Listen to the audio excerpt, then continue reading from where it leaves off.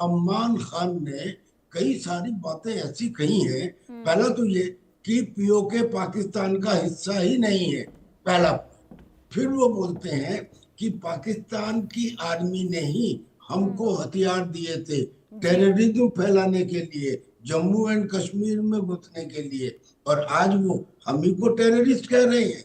और हम्म। जब उन्होंने ये खुलासा किया और बाकायदा नाम लेके कि डिप्टी कमिश्नर रावलकोट, सुन रहे हो तुम?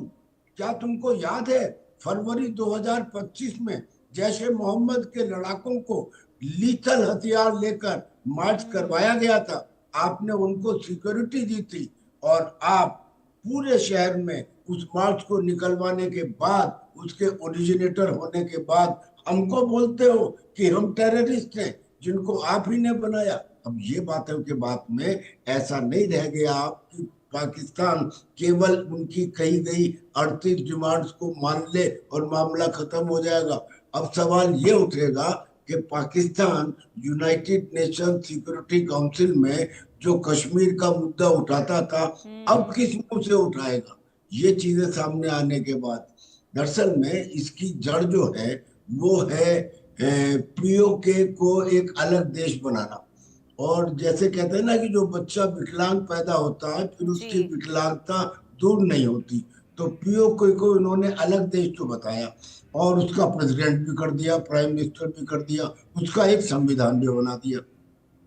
उस संविधान में एक क्लॉज 56 है जिसके मुताबिक पूरी की पूरी elected government of PoK can be remove by the central government of Pakistan. एक बात। दूसरी बात, हम्म। जो गवर्नमेंट वहां बनती है उसमें भी बहुत सारे इफ एंड बट लगा दिए। 12 ऐसी असेंबली सीट थी जो कश्मीरी रिफ्यूजियों के लिए थी, जो बाहर रहते हैं लोग, जो पीओके में रहते ही नहीं, वो उनका इस्तेमाल करके। और 8 ऐसी सीट थी जो औरतों और टेक्नोक्रेट्स के लिए थी। यानी कि करीब करीब 20 ऐसी सीट हो गई। टोटल है 53। उसमें से 20 का निकल जाने का मतलब ये कि वहां जो गवर्नमेंट बनती थी वो रूलिंग गवर्नमेंट जो होती थी पीओके में इस्लामाबाद में, उसके इशारे पर चलती थी और हम्म। उसको भी बर्खास्त किया जा सकता था। अब जब नीलम नदी पे, झेलम नदी पे हाइड्रो इलेक्ट्रिक प्रोजेक्ट बनाए गए तो पीओके के लोगों ने कहा कि जमीन हमारी, मेहनत हमारी, काम हमने किया, और जो बिजली है वो एक तो हमको महंगी मिले या आपको ना मिले, वो पंजाब में जाए या जिंजियांग में जाए चाइना के। ये क्या बात है?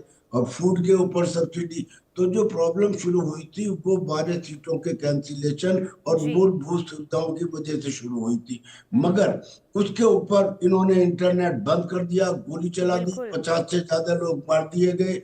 और फिर ये बात जब और आगे बढ़ती गई तो हालांकि प्रोटेस्ट 22 में भी हुए, 23 में भी हुए, 24 में भी हुए, लेकिन जो 2026 वाला प्रोटेस्ट है इसने तो सारी डायमेंशन पार कर दी।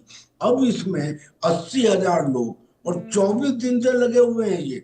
और ये रावलकोट के ईदगाह ग्राउंड में वहां पे जो ऐलान कर रहे हैं और उस ऐलान में जो ट्यूमल्टुअस तालियां बजा के उनका स्वागत किया जा रहा है, यानी कि अब ये कोई छोटा मोटा प्रदर्शन नहीं रह गया। जी। ये गेम चेंजर है, ये गेम चेंजर है। इसका जवाब देना पड़ेगा पाकिस्तान को। उन्होंने जो कुछ किया उसमें आखिरी बार ये भी कर दिया कि 15 दिन के लिए इन्होंने ब्लॉकेड लगा दिया।